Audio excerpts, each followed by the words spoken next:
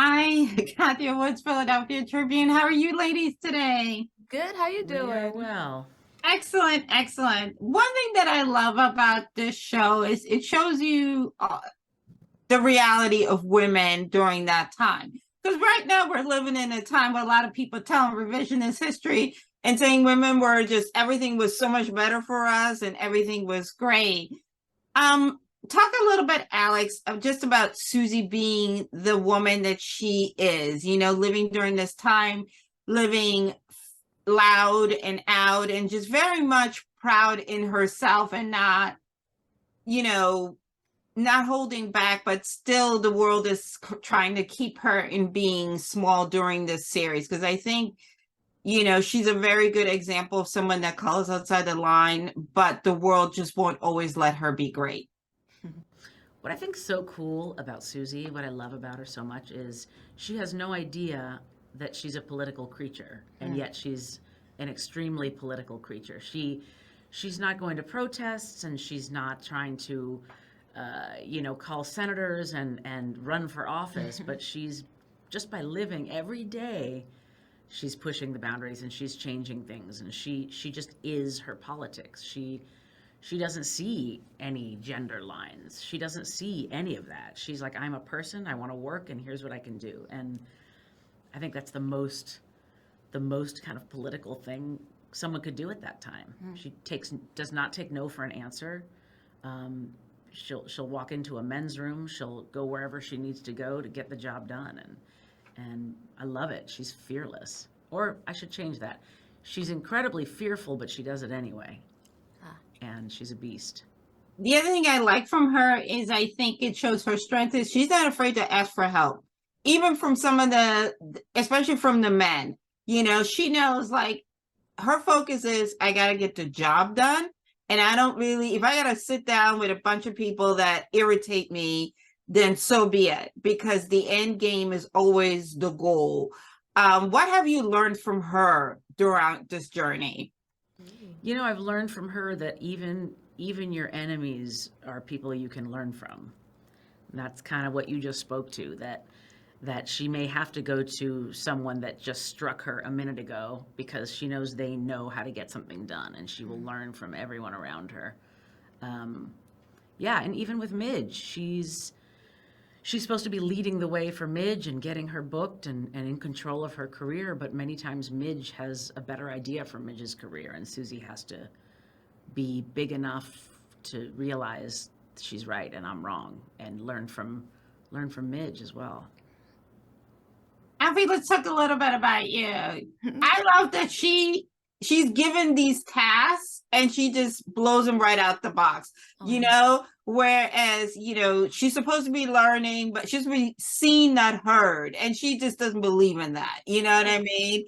And again, showing the strength of women, where she's like, but how are you going to tell me to be in the room and not be heard when you talk about all the times they don't let you speak? So I love the dynamic in that. And especially seeing a Black woman during that time in that type of capacity, because again, we are constantly told that we were living small and in this box. Talk about what this has meant to you to be in this role and in this type of position, because she's not a stereotype at all. Not at all, which I love. I jumped at the chance when I read for the character. Dinah reminds me a lot of the women in my family.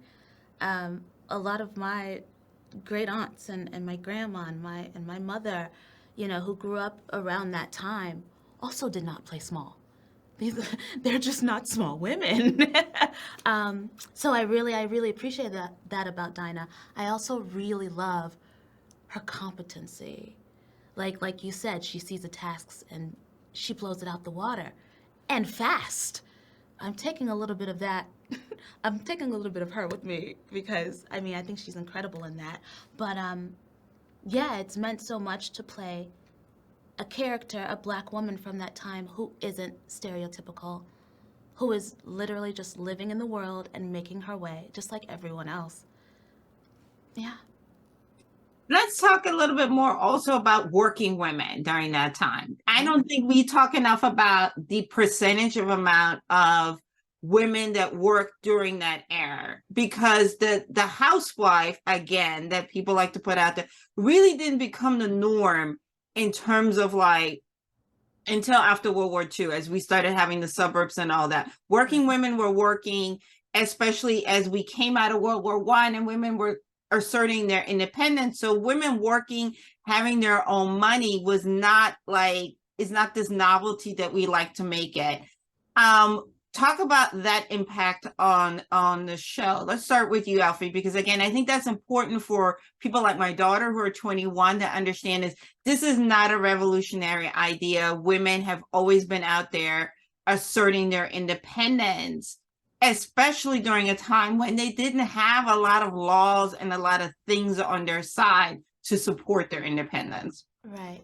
I think that women, especially Black women, and I'll speak again to the women in my family, we had to make a way, and there was just no way to support a family or build a life that we wanted to live, but by staying at home. And obviously, no shade to the housewives, like everything is valid. But speaking to working women, I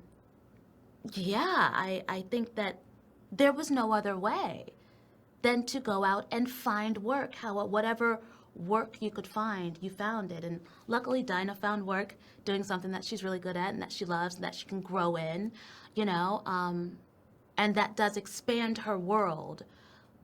So, yeah. And what about for you, Alex? We'll let you have the last word, because I think that, especially again in Susie, there's nobody who was coming to rescue her. There was no, if she didn't work, it was just not going to happen. Yeah, Susie was sink or swim. I mean, Midge always had the safety net of her family. She had a support system.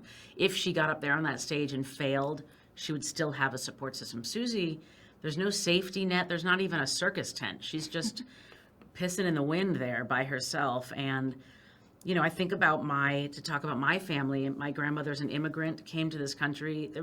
She was never a housewife. She didn't have a chance.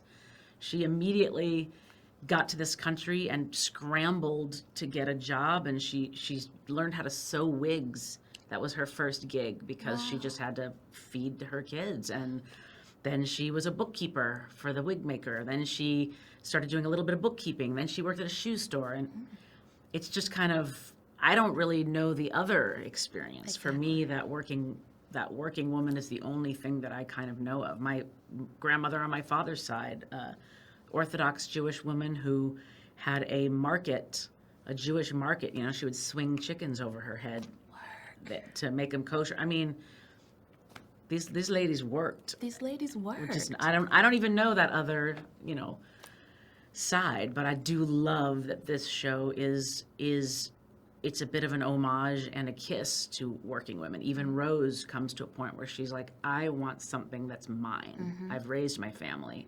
Now what? And Midge wants something that's hers. And Susie wants desperately to achieve greatness, and Dinah too. Absolutely.